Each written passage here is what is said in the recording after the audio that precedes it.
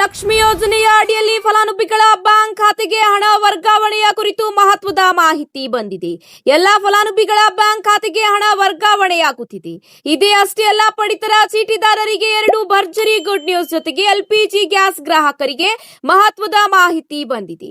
ಇಂದಿನ ಚಿನ್ನ ಮತ್ತು ಬೆಳ್ಳಿ ದರದ ಕಂಪ್ಲೀಟ್ ಅಪ್ಡೇಟ್ ನೋಡೋಣ. ತಪ್ಪದೇ ಮಾಹಿತಿನ ಪೂರ್ತಿಯಾಗಿ ನೋಡಿ. ಮಾಹಿತಿ ಇಷ್ಟವಾದಲ್ಲಿ ಲೈಕ್ ಮತ್ತು ಶೇರ್ ಮಾಡುವುದನ್ನು ಕೂಡ ಮರೆಯಬೇಡಿ.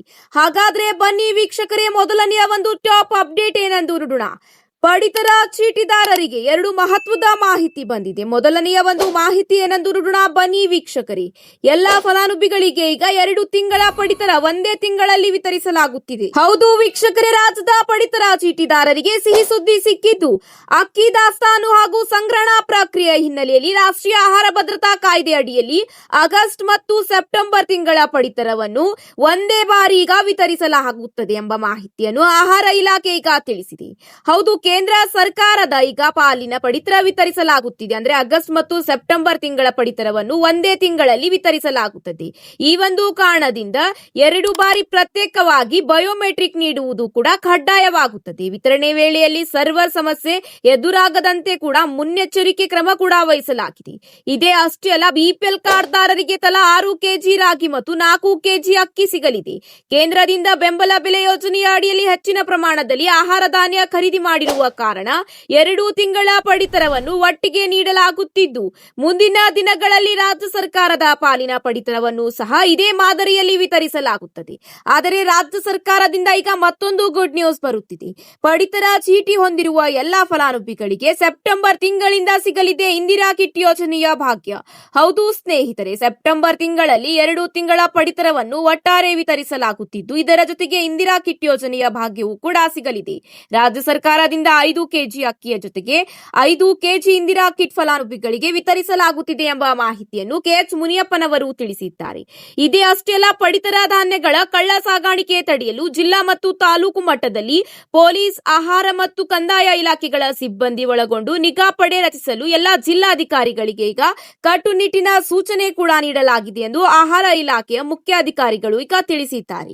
ಇದರ ಜೊತೆಗೆ ಮುಂದಿನ ಒಂದು ಅಪ್ಡೇಟ್ ಏನೆಂದು ನೋಡೋಣ. ಬನ್ನಿ ಸ್ನೇಹಿತರೆ, ಎಲ್ಪಿಜಿ ಗ್ಯಾಸ್ ಗ್ರಾಹಕರಿಗೆ ಕಳೆದ ಕೆಲವು ತಿಂಗಳಿಂದ ದೇಶದಲ್ಲಿ ಎಲ್ಪಿಜಿ ಗ್ಯಾಸ್ ಸಿಲಿಂಡರ್ಗಳ ದರಗಳು ಹಾಗೂ ನಿಯಮಗಳಲ್ಲಿ ಸಾಲಾಗಿ ಬದಲಾವಣೆಯಾಗುತ್ತಿದೆ. ಗ್ಯಾಸ್ ಬುಕ್ಕಿಂಗ್ ನಿಂದ ಹಿಡಿದು ಸಿಲಿಂಡರ್ ವಿತರಣೆಯವರೆಗೆ ಹಲವು ಹೊಸ ನಿಯಮಗಳು ಜಾರಿ ಬಂದಿದ್ದು, ಉಜ್ವಲ ಯೋಜನೆಯ ಅಡಿಯಲ್ಲಿ ನೀಡಲಾಗುತ್ತಿದ್ದ ಸಬ್ಸಿಡಿ ಸಿಲಿಂಡರ್ಗಳ ಸಂಖ್ಯೆಯಲ್ಲೂ ಕೂಡ ಕಡಿತಗೊಳಿಸಲಾಗಿದೆ. ಇದರ ನಡುವೆ ಈಗ ಗ್ಯಾಸ್ ಸಂಪರ್ಕದಾರರಿಗೆ ಈ ಕೆವೈಸಿ ಪೂರ್ಣಗೊಳಿಸುವುದನ್ನು ಸರ್ಕಾರ ಕಡ್ಡಾಯಗೊಳಿಸಿದ್ದು, ಇದಕ್ಕಾಗಿ ಆಗಸ್ಟ್ 16, 2026 ಅಂತಿಮ ಗಡುವನ್ನಾಗಿ ನಿಗದಿಪಡಿಸಲಾಗಿದೆ. ಈ ಒಂದು ವಾಣಿಜ್ಯ ಸಿಲಿಂಡರ್ ಬೆಲೆಯಲ್ಲೂ ಕೂಡ ಸುಮಾರು 200 ರೂಪಾಯಿ ಇಳಿಕೆಯಾಗಿದ್ದು, ಫಲಾನುಭವಿಗಳಿಗೆ ಗುಡ್ ನ್ಯೂಸ್ ನೀಡಲಾಗಿದೆ. ಕಳೆದ 2 ತಿಂಗಳಲ್ಲಿ 19 ಕೆಜಿ ಸಿಲಿಂಡರ್ ಬೆಲೆ ಒಟ್ಟು 385 ರೂಪಾಯಿಗಳಷ್ಟು ಕಡಿಮೆಯಾಗಿದೆ. ಆದರೆ ಗೃಹ ಬಳಕೆಯ ಸಿಲಿಂಡರ್ಗಳ ನಿರಂತರ ಪೂರೈಕೆ ಹಾಗೂ ಸರ್ಕಾರದ ಸಬ್ಸಿಡಿ ಸೌಲಭ್ಯವನ್ನು ಮುಂದುವರಿಸಲು ಬಯಸುವ ಗ್ರಾಹಕರು ನಿಗದಿತ ಗಡುವಿನ ಒಳಗಾಗಿ ಜೈವಿಕ ಮಾಪನ ಆಧಾರದ ಪರಿಶೀಲನೆಯನ್ನು ಕಡ್ಡಾಯವಾಗಿ ಪೂರ್ಣಗೊಳಿಸಬೇಕಿದೆ. ಅಂದರೆ ಬಯೋಮೆಟ್ರಿಕ್ ಅನ್ನು ಕಡ್ಡಾಯಗೊಳಿಸಲಾಗಿದೆ. ತಪ್ಪದೇ ಉಜ್ವಲ ಯೋಜನೆಯ ಫಲಾನುಭವಿಗಳು 300 ರೂಪಾಯಿಗಳ ಸಬ್ಸಿಡಿ ಹಣ ನಿಮ್ಮ ಬ್ಯಾಂಕ್ ಖಾತೆಗೆ ವರ್ಗಾಯಿಸಬೇಕಂದ್ರೆ ತಪ್ಪದೇ ಈ ಕೆವೈಸಿಯನ್ನು ನೀವು ಮಾಡಿಸಬೇಕು. ಇಲ್ಲದಿದ್ದರೆ ಕಂಪನಿಯು ನಿಮ್ಮ ಸಬ್ಸಿಡಿ ಮೊತ್ತವನ್ನು ಕಡಿತಗೊಳಿಸಲು ಈಗ ಮುಂದಾಗಿದೆ ಎಂಬ ಮಾಹಿತಿ ಲಭ್ಯವಾಗಿದೆ. ಇದರ ಜೊತೆಗೆ ಮುಂದಿನ ಒಂದು ಅಪ್ಡೇಟ್ ಏನೆಂದು ನೋಡೋಣ. ಬನ್ನಿ ವೀಕ್ಷಕರೇ, ಗೃಹ ಲಕ್ಷ್ಮಿ ಯೋಜನೆಯ ಫಲಾನುಭವಿಗಳಿಗೆ ಈಗ ಭರ್ಜರಿ ಗುಡ್ ನ್ಯೂಸ್ ಬರುತ್ತಿದೆ. ಇನ್ನೊಂದು ವಾರದಲ್ಲಿ ಫಲಾನುಭವಿಗಳ ಖಾತೆಗೆ ಜಮಾವಣೆ ಆರಂಭವಾಗುತ್ತದೆ. ಹೌದು, 32ನೇ ಕಂತಿನ 2,000 ರೂಪಾಯಿ ರಾಜ್ಯಾದ್ಯಂತ ಎಲ್ಲಾ ಜಿಲ್ಲೆಗಳ ಗೃಹ ಲಕ್ಷ್ಮಿ ಯೋಜನೆಯ ಮಹಿಳೆಯರಿಗೆ 32ನೇ ಕಂತಿನ ಹಣ ಆರಂಭವಾಗುತ್ತದೆ. ಅದಕ್ಕೂ ಮುನ್ನ ಈಗ ಮತ್ತೊಂದು ಭರ್ಜರಿ ಗುಡ್ ನ್ಯೂಸ್ ಸಿಕ್ಕಿದೆ. ಈಗ ಕೆಲವು ಫಲಾನುಭವಿಗಳಿಗೆ ಪೆಂಡಿಂಗ್ ಹಣ ಬಾಕಿ ಇದ್ದು, ಅಂತಹ ಫಲಾನುಭವಿಗಳಿಗೆ 2 ಅಥವಾ 3 ದಿನಗಳಲ್ಲಿ 4,000 ರೂಪಾಯಿ ಈಗ ಹಣ ವರ್ಗಾವಣೆಯಾಗಲಿದೆ ಎಂಬ ಮಾಹಿತಿ ಲಭ್ಯವಾಗಿದೆ. ರಾಜ್ಯ ಸರ್ಕಾರವು ಕೆಲವು ತಾಂತ್ರಿಕ ಸಮಸ್ಯೆಗಳನ್ನು ಬಗೆಹರಿಸುವ ಮೂಲಕ ಅತಿ ಶೀಘ್ರದಲ್ಲೇ ಪೆಂಡಿಂಗ್ ಇರುವ ಹಣವನ್ನು ಗೃಹಿಣಿಯರ ಖಾತೆಗೆ ಹಣ ವರ್ಗಾವಣೆ ಮಾಡಲು ಈಗ ಮುಂದಾಗಿದೆ. ನಿಮ್ಮ ಖಾತೆಗೂ ಕೂಡ ಹಣ ವರ್ಗಾವಣೆಯಾಗುತ್ತಿದ್ದರೆ ಕಮೆಂಟ್ ಮೂಲಕ ಎಸ್ ಅಂತ ತಿಳಿಸಿ. ಇದೇ ಅಷ್ಟೇ ಅಲ್ಲ, 32ನೇ ಕಂತಿನ ಹಣವು ಕೂಡ 1 ವಾರದಲ್ಲೇ ಮೊದಲನೇ ಹಂತದಲ್ಲಿ ಕಲಬುರಗಿ, ಧಾರವಾಡ, ಕೊಪ್ಪಳ, ಗದಗ ಸೇರಿದಂತೆ ಉತ್ತರ ಕನ್ನಡ ಜಿಲ್ಲೆಗಳಿಗೆ ವರ್ಗಾವಣೆಯಾಗಲಿದೆ ಎಂಬ ಮಾಹಿತಿ ತಿಳಿದು ಬಂದಿದೆ. ತಪ್ಪದೇ ನಿಮ್ಮ ಬ್ಯಾಂಕ್ ಖಾತೆಯಲ್ಲಿ ಯಾವುದೇ ತೊಂದರೆ ಇದ್ದಲ್ಲಿ ತಪ್ಪದೇ ತಪ್ಪದೆ ಎಲ್ಲಾನು ಸರಿಪಡಿಸಿಕೊಳ್ಳಿ. ನಿಮ್ಮ ಮೊಬೈಲ್ ಸಂಖ್ಯೆ ಬದಲಾಗಿದ್ದರೆ ತಪ್ಪದೆ ನಿಮ್ಮ ಮೊಬೈಲ್ ಸಂಖ್ಯೆಯನ್ನು ಅಪ್ಡೇಟ್ ಮಾಡಿಕೊಳ್ಳಿ. ಇಲ್ಲದಿದ್ದರೆ ಗೃಹಲಕ್ಷ್ಮಿ ಯೋಜನೆಯ ಅಡಿಯಲ್ಲಿ ಹಣವು ನಿಮ್ಮ ಖಾತೆಗೆ ಸೇರುವಲ್ಲಿ ತಡವಾಗುತ್ತದೆ. ಇದರ ಜೊತೆಗೆ ಮುಂದಿನ ಒಂದು ಅಪ್ಡೇಟ್ ಏನೆಂದು ನೋಡೋಣ ಬನ್ನಿ ವೀಕ್ಷಕರೇ. ರಾಜ್ಯದ ಸರ್ಕಾರದ ವತಿಯಿಂದ ಈಗ ಗೃಹ ಜ್ಯೋತಿ ಯೋಜನೆಯ ಅಡಿಯಲ್ಲಿ ಬಿಗ್ ಅಪ್ಡೇಟ್ ಬಂದಿದೆ.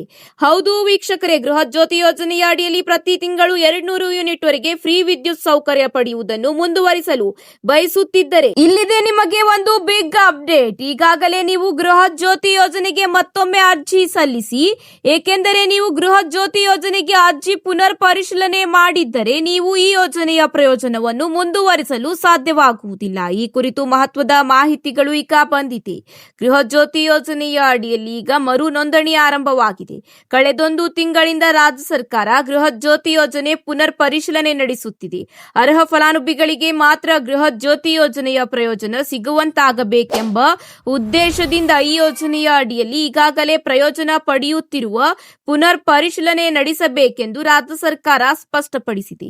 ಹೀಗಾಗಿ ನೀವು ಗೃಹ ಜ್ಯೋತಿ ಯೋಜನೆಯ ಅಡಿಯಲ್ಲಿ ಪ್ರತಿ ತಿಂಗಳು 200 ಯೂನಿಟ್ ವರೆಗೆ ಉಚಿತ ಕರೆಂಟ್ ಪಡೆಯುವುದನ್ನು ಮುಂದುವರಿಸಲು ಬಯಸಿದರೆ ಪುನರ್ ಪರಿಶೀಲನೆಗಾಗಿ ಅರ್ಜಿ ಸಲ್ಲಿಸಬೇಕಾಗುತ್ತದೆ. ಹೌದು ವೀಕ್ಷಕರೇ, ಪುನರ್ ಪರಿಶೀಲನೆಗಾಗಿ ನೀವು ಮತದಾರರ ಗುರುತಿನ ಚೀಟಿ, ಆರ್ಆರ್ ನಂಬರ್ ಅಂದ್ರೆ ವಿದ್ಯುತ್ ಬಿಲ್ ನಂಬರ್ ಸಲ್ಲಿಸಬೇಕು. ಆಧಾರ್ ಕಾರ್ಡ್ ಮತ್ತು ಪಡಿತರ ಚೀಟಿ ಸಲ್ಲಿಸುವುದು ಕಡ್ಡಾಯವಾಗಿದೆ.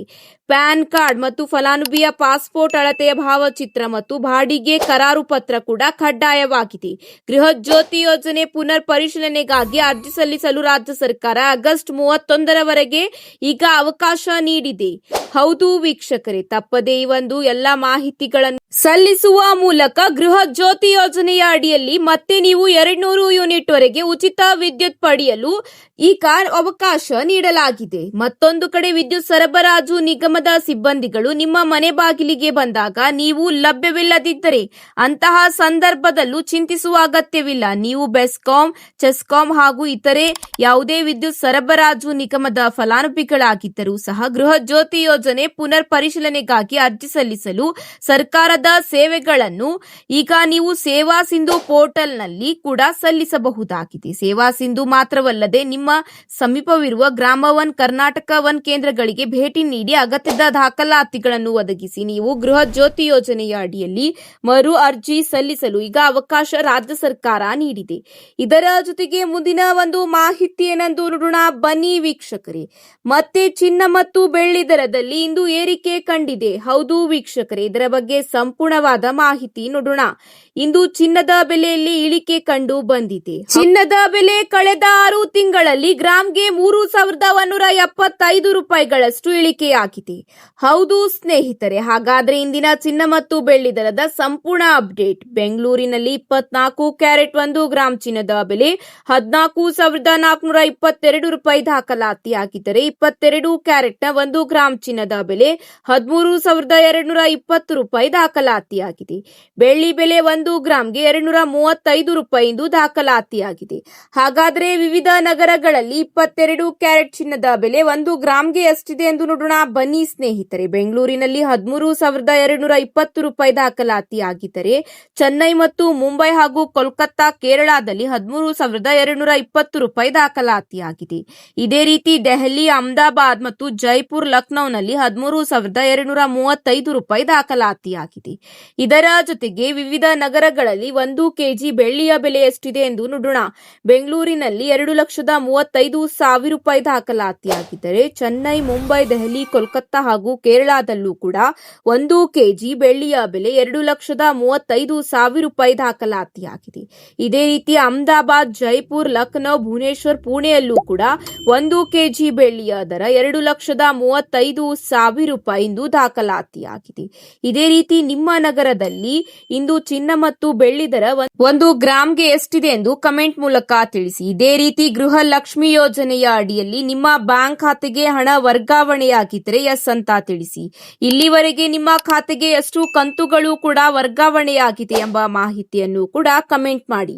ಇದೇ ರೀತಿ ಬಿಪಿಎಲ್ ಕಾರ್ಡ್, LPG ಗ್ಯಾಸ್ ಮತ್ತು ರಾಜ್ಯದ ಟಾಪ್ ಸುದ್ದಿಗಳನ್ನು ನೋಡುವುದಾದರೆ ನೀವು ಇನ್ನೂ ಕೂಡ ನಮ್ಮ ಚಾನೆಲ್ ನ ಸಬ್ಸ್ಕ್ರೈಬ್ ಮಾಡಿಲ್ಲ ಅಂದ್ರೆ ಈ ಕೂಡಲೇ ಸಬ್ಸ್ಕ್ರೈಬ್ ಮಾಡಿಕೊಳ್ಳಿ. ಮತ್ತೆ ಸಿಗೋಣ ಹೊಸ ಮಾಹಿತಿಯ ಜೊತೆಗೆ. ಮಾಹಿತಿ ಇಷ್ಟ ಇಷ್ಟವಾದಲ್ಲಿ ಲೈಕ್ ಮಾಡಿ ಹಾಗೂ ತಪ್ಪದೇ ನಿಮ್ಮ ಸ್ನೇಹಿತರ ಜೊತೆಗೆ ಶೇರ್ ಮಾಡುವುದನ್ನು ಕೂಡ ಮರೆಯಬೇಡಿ. ಧನ್ಯವಾದಗಳು.